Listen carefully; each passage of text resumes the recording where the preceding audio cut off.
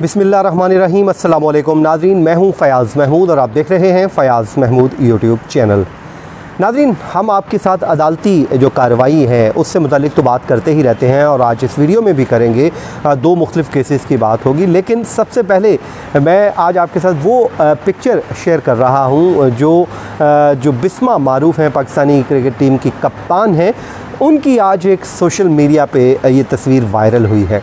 वो तस्वीर है कि जब पाकिस्तान और इंडिया की कुड़ियों का मैच होने जा रहा था तो उससे पहले वो लिटिल स्टार जो फ़ातिमा हैं उसको उन्होंने उठाया हुआ है और जो ग्राउंड में आ रही हैं, तो उस दौरान उनकी ये तस्वीर ली गई और इसको आईसीसी ने अपने ट्विटर हैंडल के ज़रिए शेयर किया और उसके देखते ही देखते ये पूरी दुनिया में तस्वीर वायरल हो गई और इस वक्त लोग इस पर बात कर रहे हैं, अच्छे कॉमेंट आ रहे हैं और इवन के जो इंडियन क्रिकेट प्लेयर्स हैं वो भी फ़ातिमा के साथ खेलती हुई दिखाई दे रही हैं। तो इससे आप ये अंदाज़ा लगा लीजिए कि जो वीमेन एम्पावरमेंट असल में क्या है, वो ये है कि इस बिस्मा मारूफ़ को मेरा सलाम है कि वो एक माँ हैं, छोटी सी उनकी नन्ही सी बेटी है, लेकिन वो सब कुछ करने होने के बावजूद इस सिचुएशन में भी जो पाकिस्तान के लिए नेशनल जो ड्यूटी है वो सरअंजाम दे रही हैं और ज़बरदस्त वो काम कर रही हैं। तो ये है जी हमारी असल वीमेन एम्पावरमेंट, जिसकी हम बात करते हैं कि ख़वातीन को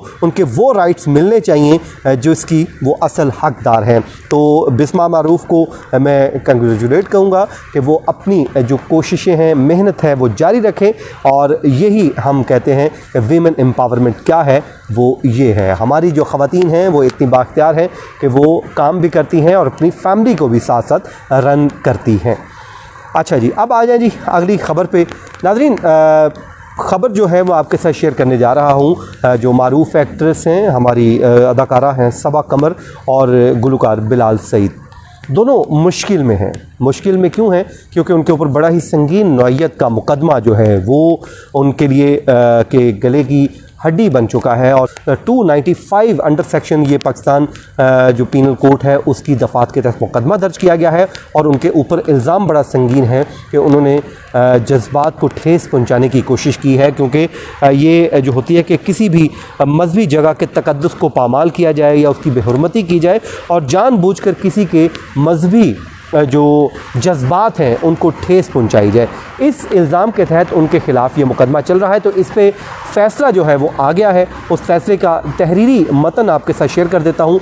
अदालत ने उनकी एक्विटल की दरख्वास्तें डिसमिस कर दी हैं और उन पर चार्ज फ्रेम का हुक्म जारी कर दिया है। इस पर अदालत ने जो बड़ा डिटेल में लिखा है वो मैं आपके साथ शेयर कर देता हूँ कि अदालत क्या कह रही है। ये जुडिशल मजिस्ट्रेट हैं जी लाहौर की सरवत बतूल साहिबा, उनकी जानिब से ये तहरीरी हुक्मनामा, ये फ़ैसला है वो जारी किया गया है। इसमें एक तो ये कहा गया है कि जो दौरान तफ्तीश एक बात सामने आई कि जो मुल्ज़िमान हैं यानी कि सबा कमर और बिलाल सईद, ये दोनों इस इल्ज़ाम के मुर्तकिब पाए गए हैं।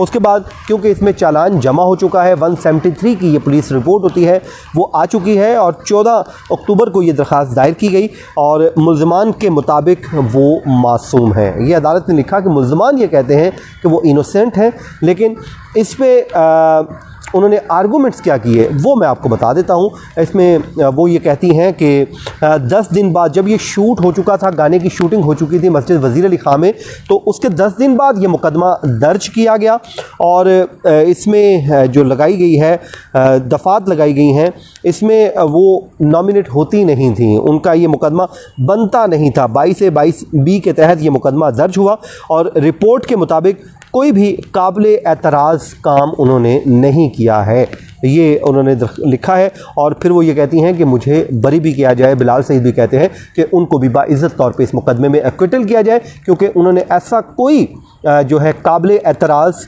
या कोई आप ये कह लीजिए कि काम नहीं किया जिस पे वो कहते हैं कि उनकी एक्विटल बनती है।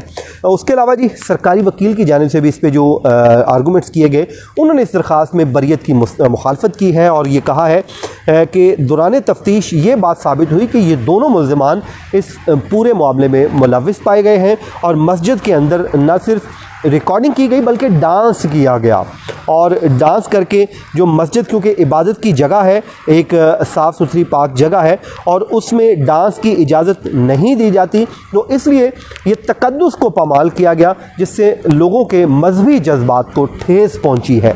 और उन्होंने कहा कि इससे मुसलमानों का जो दिल है वो दुखा है, ऐसा होना नहीं चाहिए था, लेकिन क्योंकि ये अब मुर्तकिब हो चुके हैं तो इसलिए इस्तिगासा को, प्रोसिक्यूशन को ये मौका दिया जाए कि वो अपना इल्ज़ाम साबित कर सके, एविडेंस अपना रिकॉर्ड करवा सके, और जब एविडेंस सामने आएगा तो वो ये समझते हैं कि अपना जो इल्ज़ाम है वो इन पे साबित कर लेंगे। उसके अलावा जी अदालत ने फिर इस पे जो तहरीरी हुक्मनामा लिखा है आर्गूमेंट्स के ऊपर रिप्रोड्यूस करने के बाद, अदालत लिखती है कि 295 जो पीपीसी है उसकी दफ़ात के तहत ये मुकदमा दर्ज किया गया है, जिसके मुताबिक इनके ऊपर इल्ज़ाम यह है कि इन्होंने मजहबी जज्बात को ठेस पहुंचाई है। और मैं आपको बता चुका हूँ कि इस पे अदालत लिखती है कि दौरान तफ्तीश रिकॉर्ड के मुताबिक जो मुल्ज़िमान हैं ये मुलव्विस पाए गए हैं इस एक्ट में जो इनके ऊपर इल्ज़ाम है। फिर चालान भी जमा हो चुका है और इसमें इनके ख़िलाफ़ काफ़ी सारा मटेरियल भी रिकॉर्ड पर मौजूद है। अदालत ये लिखती है, अदालत ये भी लिखती है कि जो दरख्वास्त में जो कुछ भी जो सबा कमर है या बिलाल सईद, वो दरख्वास्त में ऐसा कुछ रिकॉर्ड पर नहीं ला सके जो साबित कर दे कि प्रोसिक्यूशन की कोई बदनीयती शामिल थी इस मुकदमे को दर्ज करने में। तो ऐसा कोई रिकॉर्ड पर कुछ भी नहीं लाया गया।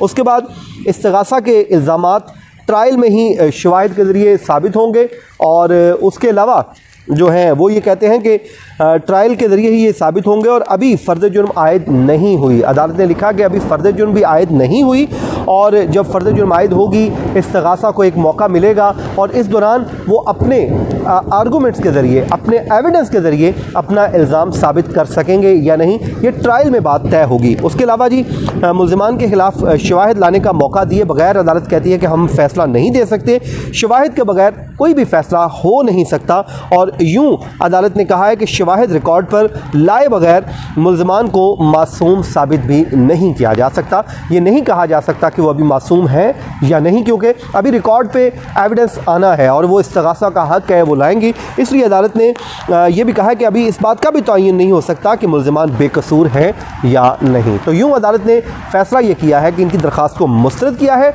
और 16 मार्च को इन पे ऊपर फ़र्द जुर्म आयद किया जाएगा। और इस वक्त मैं जो मौजूद हूँ, देखें कितना अच्छा मौसम है और ज़बरदस्त किस्म का मौसम है। बात तो मुझे इसी पे करनी थी, लेकिन खैर हमारी जो कंटेंट है ज़ाहिर हमने कोर्ट्स की ख़बरें देना होती हैं तो वो शेयर की। एक और ख़बर आपके साथ शेयर कर देता हूँ। आपको याद होगा कि यूके बेस्ड एक लड़की थी जिसको लाहौर में कत्ल कर दिया गया था, मायरा जुल्फ़कार। उस केस में अपडेट ये है कि जो ज़ाहिर जदून उसमें गिरफ़्तार मुल्ज़िम था, उसमें जिस पे इल्ज़ाम है, उसमें अपडेट ये है कि उस केस को भी रेगुलर बेसिस पे चलाने का फ़ैसला कर लिया गया है कि उसको रेगुलर बेसिस पे उस पर समाअत होगी और आने वाले दिनों में उसका भी फ़ैसला आ गया, क्योंकि उसमें 7 गवाहों के बयान कलमबंद हो चुके हैं। अब देखते हैं कि उस पर मज़ीद आने वाले दिनों में फ़ैसला क्या आता है, तो इस पर भी हम आपको अपडेट करेंगे। मुझे अपनी दुआ में याद रखिए। मुझे दीजिए इजाज़त, अल्लाह निगहबान।